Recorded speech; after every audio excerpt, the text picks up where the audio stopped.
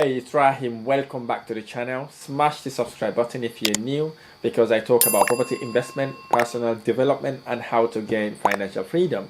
So in this video, I received a call from one of my investors that is doing service accommodation, and unfortunately she had a guest that have partied and done really serious stuff in her property. So I'm just ringing. I saw the video already, saw the messages. I'm just ringing and see how I may be able to advise her to avoid this from happening, and also how we can ensure we rectify the property and get it up and running.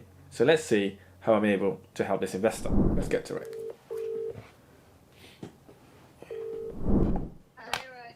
Hello, how are you? I'm fine. Good morning. Good. I saw your messages.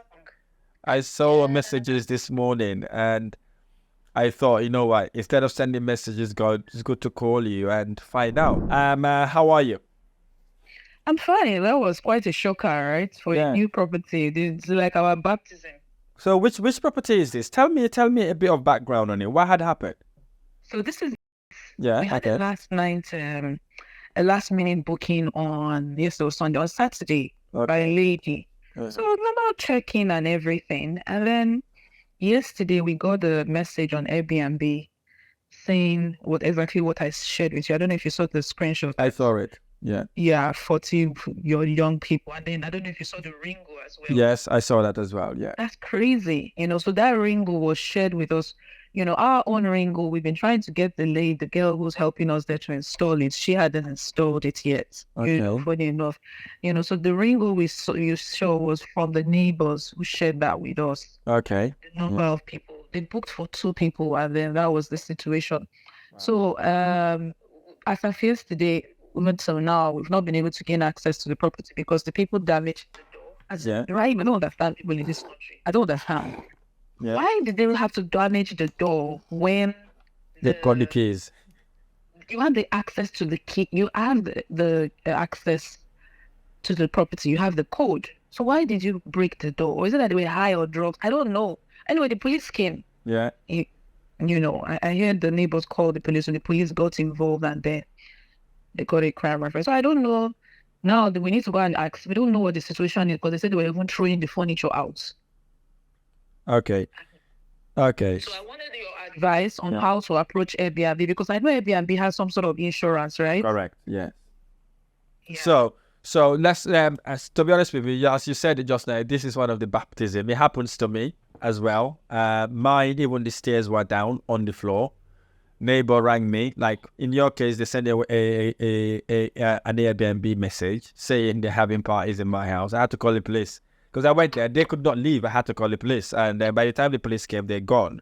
So it's unfortunate. However, we are at a we can take we could able to get a refund for this, especially from Airbnb. So what we will do in this instance basically is to gain access to the property and take as many photos as you could possibly can, right? With the evidence on the front door, those photos that you sent me, and also send the recording of that video as well to them, to Airbnb, to tell them what the situation is, and because they have that insurance cover for whoever damaged your property, to help you rectify it, and then obviously get them to pay, because what they normally do, they hold on to the person's details until it's being reported. So what I will do if I were you now is to act on that immediately, because I think you got a window of time to do it. If it's gone past that window, right, they may not take it anymore. So no matter what you need to do, get into that property straight away. If they have to break the lock to get in, get them to do it. Okay? So now you did ask a question, why would they break a property in if they've got the access? So what would have happened in that case? One, they are high on drugs. And secondly, they may not have seen the check-in instructions. Right? They called. We gave them over the phone. Right. So that's what you don't do in the future. Right? Anyways, that's one of the learning points I'm going to be talking about anyways. Learning points. So we'll talk about that later, okay? We'll talk about access. We'll talk about access, okay? So what you want to do at this point, right, is to gain access to the property, because it may be the police that have damaged the door as well. It could be. Because if the police try to knock the door, nobody answered, and they're hearing so many background noises and parties, they may break in. But if the police break in, the door would have smashed because they've got a bar to kind of hit the door. But it might be the tenants themselves, right?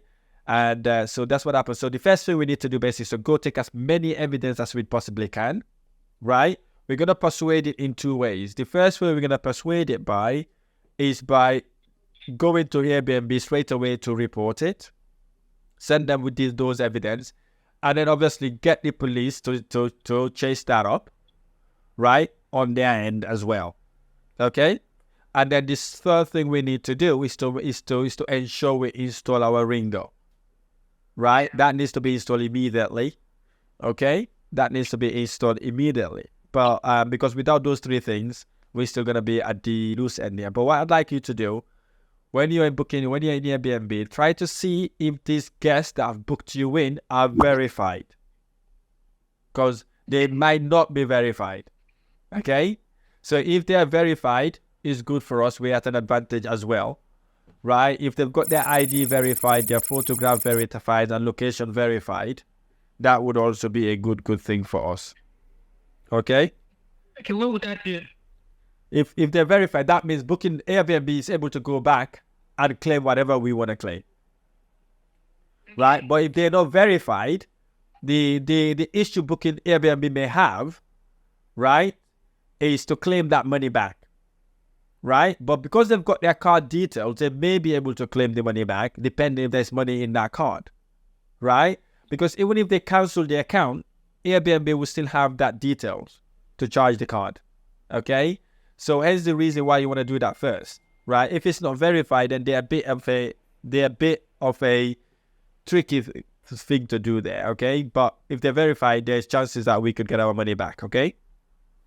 Okay, so in reporting this, am I expected to be giving them an estimate of the damage, cost of the damage? Correct, right? So what you want to do first is to inform them about it, okay? And with the photos, with evidence, and tell them you'll inform them how much this would cost. Just so that you don't lose that 24 or 48 hour window, because I think you've got a certain amount of window, right? Okay. So you get that done straight away, right? Because booking.com, if it's booking.com, you got about 24 hours notice, right? If you don't do it, then it just nullifies, right? So Airbnb, I'm not sure, I can't remember top of my head how long, but get that done straight away. If they have to damage the door, break in, they need to do that, right? Because we need access straight away, okay? To get to see what they've, because I see some beds and duvet and sit behind the garden. Out. They said they threw the bed out and it even rained, so the mattress is wet. Exactly. So you need to kind of do all that. You know already how much you spend in setting that property up. If I was you, that's what I'm gonna claim, right? Plus whatever they've done to the walls and to whatever they've done to the other part of the property. Make sense? The total amount, right? My $7,000. Yes. If you have to, right? You might not get all of it, but at least then you've got something to start off with. If people tell you that they're crazy, tell them you are crazier than them, right? So basically that's what you want to start with. Okay, so now let's talk about why this happened or how this thing happened. Okay. Yeah. I've got a few questions for you. Yeah. You know, you told me they are last minute booking, right? Yeah. With the last minute booking, right? Yeah. What is our minimum night of stay?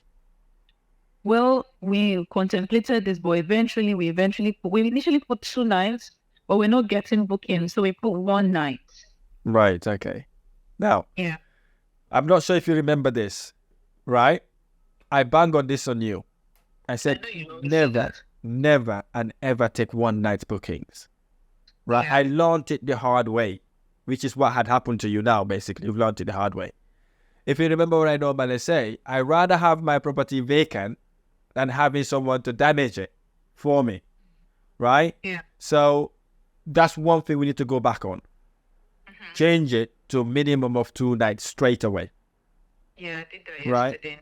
Did that yesterday. Because sometimes we think, I'm not getting bookings, but trust me, it would come, right?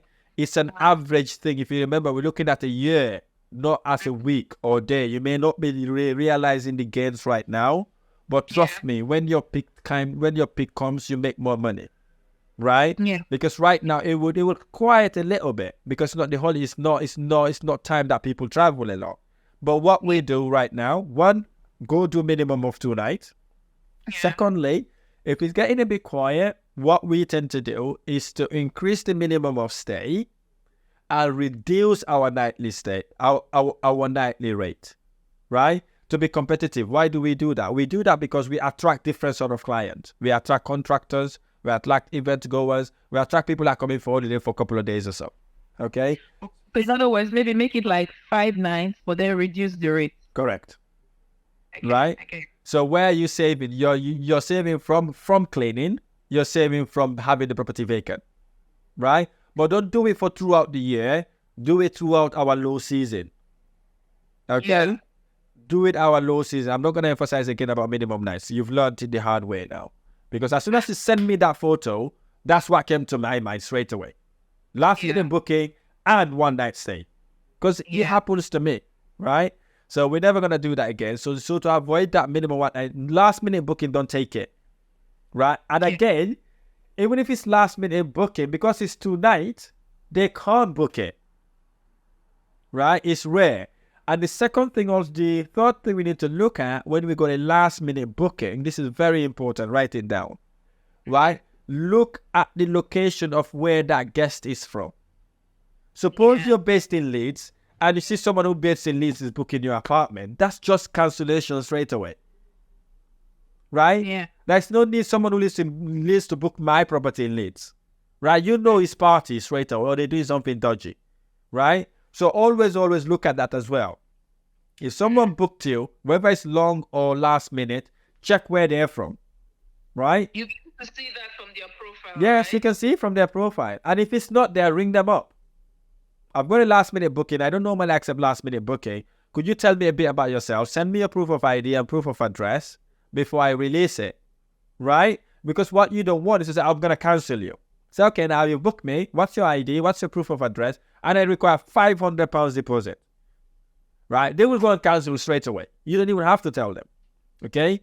That's how we overcome this last minute booking. But if you've got minimum of 2 nights, you don't have a problem with that. It's rare.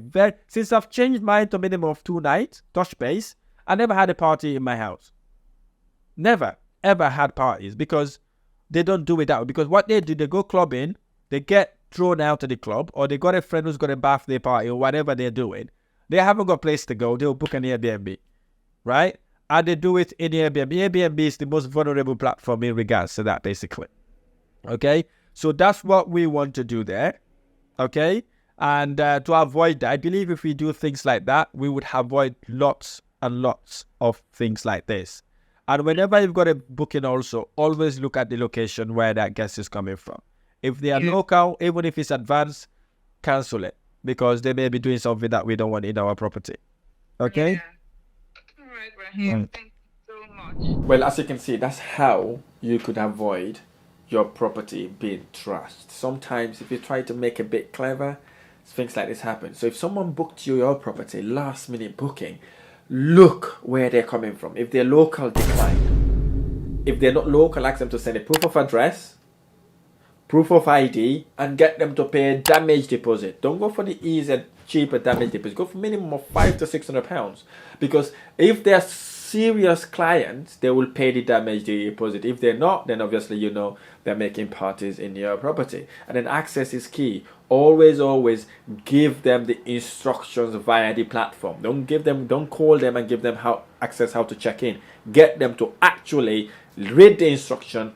Get them to check in. If not, they will not remember the code you've given them, and if they want to get in, they cannot get hold of you. Guess what? They will damage your property and you've got nowhere to go. So I really hope this video has been helpful. If this video has been helpful, smash the like button below, subscribe to my channel for more amazing videos. I look forward to sharing the next video.